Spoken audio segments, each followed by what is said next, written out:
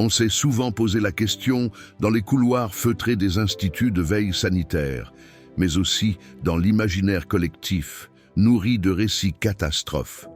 Ebola pourrait-il un jour devenir une pandémie mondiale? Le virus, lui, n'a rien d'un fantôme invisible. Quand il frappe, il se montre sans détour. La fièvre surgit, brutale, puis la faiblesse, les vomissements, la douleur. Les corps parlent, trop fort pour passer inaperçus.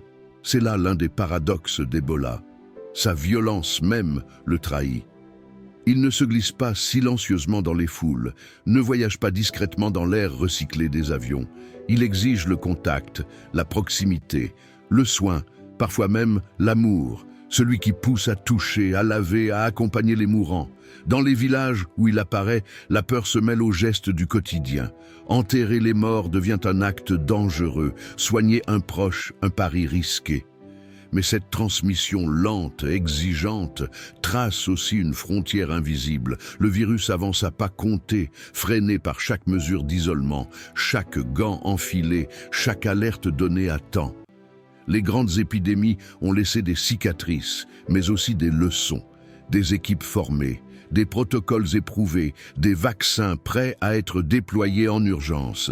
Là où autrefois le virus gagnait du terrain, il rencontre désormais une résistance organisée. Le monde, échaudé par d'autres crises, surveille Ebola avec une attention constante, presque méfiante. Bien sûr, la possibilité demeure, comme une ombre au fond du tableau. Une mutation imprévue, un système de santé dépassé, un retard fatal dans la détection. La science n'exclut jamais totalement le pire. Mais entre le possible et le probable, il y a un écart immense, fait de biologie, de logistique et d'expérience humaine. Ainsi, Ebola reste une menace grave, redoutable, mais mal armée pour conquérir le monde.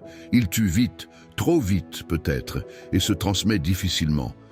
Là où une pandémie a besoin de discrétion et de vitesse, Ebola impose la lenteur et la visibilité.